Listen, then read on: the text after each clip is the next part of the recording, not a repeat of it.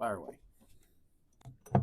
Everybody? Barry, is there any similarities to the first half, a little struggle, slow start, to the second half, or is it completely different? And what did you guys do to make adjustments to have Similarities, what do you mean? just the Duke slow start to Gotcha. this slow start 2 weeks before. Yeah, similarities is obviously we got to call it better and execute better. It's really that simple. And so there's no magic pill to swallow. We just got to put them in better situations, and we got to be a little bit more focused to execute early. I think a lot of it's, we're getting excited to go play, and we've got to be more mature than that. I've got to do a better job of making sure I don't complicate the issue with a play call or a mistake, which I made the other day. It complicated it a little bit, but really we just got to calm down and execute, do your job.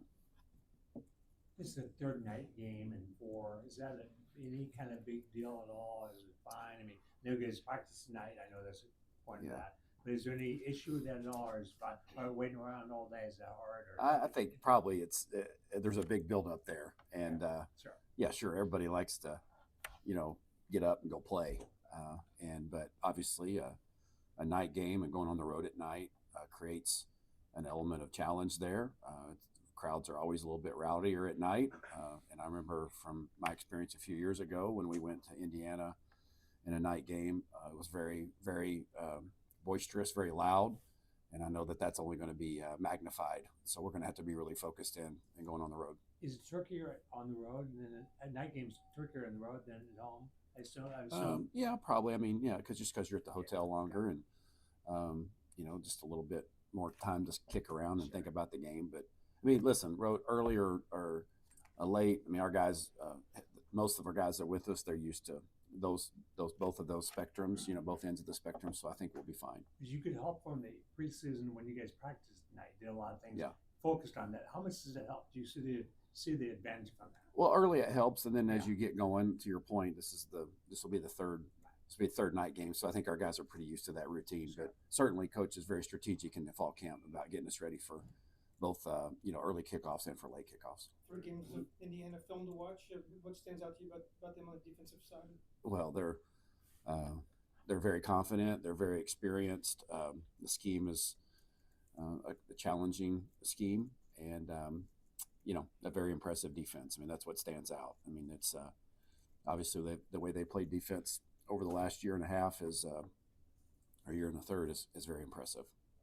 Luke talked about tempo and how he's comfortable in tempo. How do you personally balance when to play with a little bit more tempo and when to dial it back, and how much feedback you seek for moving your offense and maybe elevating that tempo a little bit more? Yeah, we always are having conversations about what we like, what he doesn't like, what how he sees it, because ultimately that's what matters. I mean, we have a certain vantage point and belief system that we operate under, but within that we have some freedom and some flexibility to tweak and shift and those types of things. And so Luke's always very tuned into what he likes and what he feels, and he's said repeatedly that he is comfortable in that. We know he is in that in those moments where it's tempo. We're not going to play the whole game like that, but to add an element of that, certainly the other day kind of was something we just wanted to kind of peel it back and just get a little bit more simplistic and just kind of line up and be the aggressor. And that was a good change for us at halftime. And, our players operated pretty well in those moments. So always finding that right balance, and each week's a different week. Barry Caden said on Saturday night that he felt different, obviously, based on his performance. He was a little more decisive about hitting goals. Is that something you saw in the running game, that he was a little bit different on Saturday night? I did. I thought he was more decisive and getting. Listen, he's missed a significant amount of time, and games are really the only way that you get back in a flow. Because we just don't tackle our backs a whole lot during spring, not in the spring really, or just a little bit. Then he hadn't been tackled at all until game 1, and other than just a few plays in the fall scrimmage. So every week, a guy like that that's getting back into the flow of things is only going to get better and better. And I certainly saw him run better and more confidently and getting downhill more the other day. Overall, how do you think the run game is clicking right now? What some things you like about it, and maybe some things to work on? Well, the things I like is I like how we've run the ball in the second half each of the last 2 games. The things I don't like is we haven't run it as well in the first half. And so we have to be more consistent in the run game. I mean, we're going to run the ball. That's one of the things we're going to do. That's a staple for us, and we've got to be better at, A, putting our guys in a good position, and B, and just being more consistent in our communication up front, because good things happen when we get our cleats in the ground and we cover people up front. Good things happen in the run game because our backs run well. That's an easier said than done. I mean, there's a lot of movement, a lot of challenges, a lot of, people on the other side trying to stop us from doing that. So we're not oblivious to that. We understand that there's going to be give and take there, but I do like the way we've finished the games running the ball, and we need to start running the ball, where we finished off, Is this some, Valentine he started the year pretty good so far. What improvements do you think he's made from freshman to sophomore year where he's been able to have this pretty good just start? classic player development, bigger, stronger, faster, more mature, knows the offense better, knows Champaign better, knows how to get around campus better, knows our system better. I mean, just a year 2 player that's talented. And so when you have talent like that and you go into another year of maturity, good things happen, and Khalil's playing really well right now. During the last 2 weeks, Duke, Western Michigan seem confident in bringing pressure and really ramping up pressure. How do you feel like as a staff and on the field you guys are handling that, or what needs to maybe change or improve to handle it better? Well, yes, the name of the game in college football is pressure. I mean, it's what defenses do, create a lot of. Now we have probably played 2 of the more pressure heavy teams in the last couple of weeks that, we'll see roughly about 50% pressure on early downs, and there's times where we've handled it really well, and there's times when we haven't. So when you haven't handled it well, you open yourselves up to seeing more of that. And we're certainly, going into the game this week, this is a defense that thrives on pressure and bringing guys from different spots and sometimes giving the illusion of pressure, but a lot of pressures. And so we got to continue to work and hammer those details out and be spot on when those moments come, because that's going to be something that we're going to continue to see, and we got to rise up and handle that as a staff and as players just a little bit better. And there's some moments we've handled it well, and good things happen when that happens. But man, we've got to be really dialed into that, because that's an area that we've got to vastly improve in a quick hurry. We talked about just the depth at wide receiver. Just to see Ashton Hollins, he got an opportunity on Saturday to step in and make 2 big catches. Was that expectation for him, or were you pleasantly surprised? Well, the expectation doesn't change for whoever goes in the game. The expectation is, if you're in the game, you know what to do. You do it at a high level and you execute your job. And Ashton took advantage of a couple opportunities, he can really run, and that's one of the things that he does that's probably not unique to the room, but maybe it's better than as good as anybody else in that room. He can really fly and take the top off, and he's really works hard at his craft. And it was great to see him make it. There's nobody that cares more and that wants to do better for Illinois than Ashton. There's some guys that want that as the same, but nobody does it more, wants it more than him. And it was great to see him have an opportunity. And again, another reinforcement of what we've said all along is there's some significant depth in that room of guys that can make a play. And there's others that hadn't had a chance to make play that we believe in as well. Luke said that Ashton's touchdown was maybe like the coolest moment on the sideline of the team in the games. That's what you mentioned about him. Has that resonated with his teammates? Just the work he puts in? He has a lot of trust and respect within our team. The way he carries himself, very mature, very selfless, and very consistent. So I think all of our team loves to celebrate those moments for guys that carry themselves like that. And we got a lot of them on the team that do. But in particular, I think he's very likable. He's very popular amongst the team. He's fairly quiet, in the big scheme of things. But you can see when those moments happen, when guys celebrate, it's out of respect. To the naked eye, it looks like there's a lot of different sub packages coming in and out, depending on down and distance and whatnot. Are you getting a feel for which ones have been productive and which ones have not?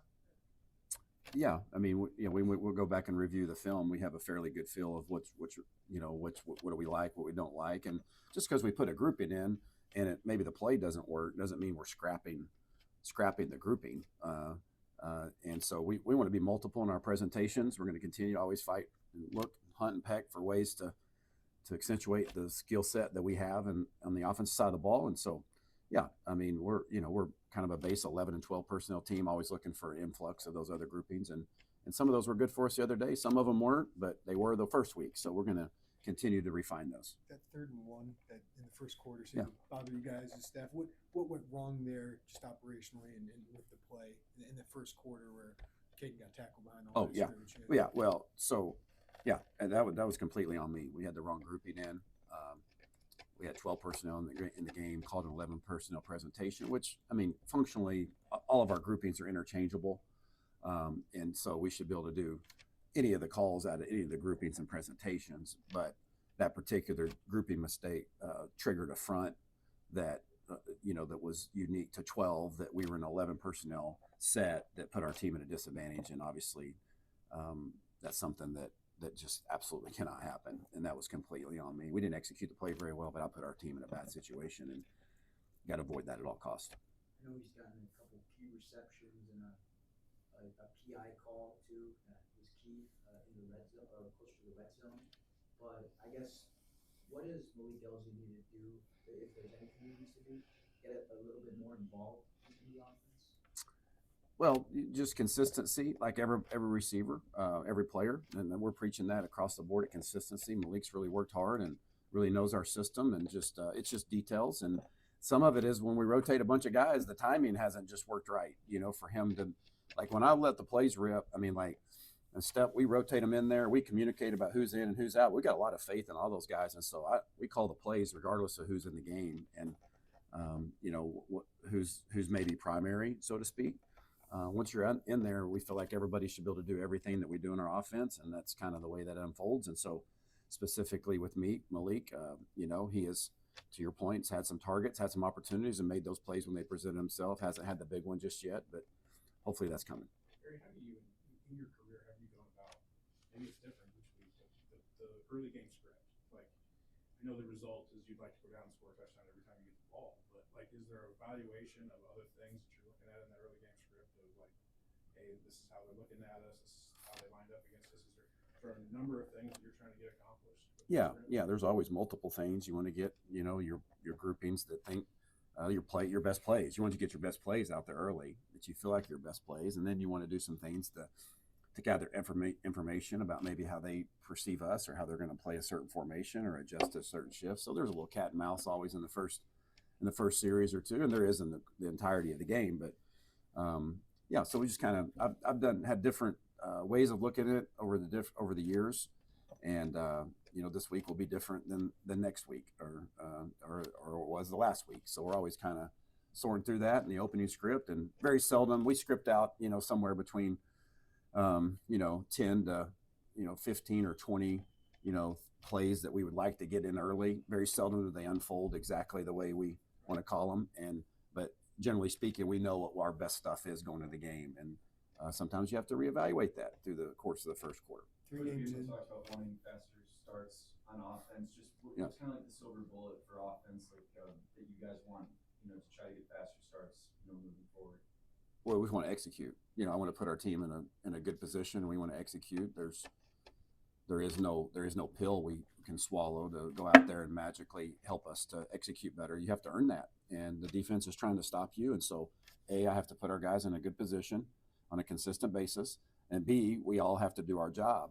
And when we're operating as one, that gives you opportunity to move the ball early. And so we've got to calm down and do that. It's got to be we've got to start faster. There's no doubt about that. And I'm confident that our guys understand what that fix is. Doesn't mean it's an easy fix, but the fix is there. It's about execution. It's about concentration and adjusting to the flow of the game in a quick fashion. 3 games in, how has Luke improved in his 3rd year as a starter here? What have you seen from him in the sample size so far? Yeah, well, I would say the other day I was really impressed with, and not just him, but kind of offensively. Obviously, our offense was frustrated. I was frustrated at halftime. We weren't playing well.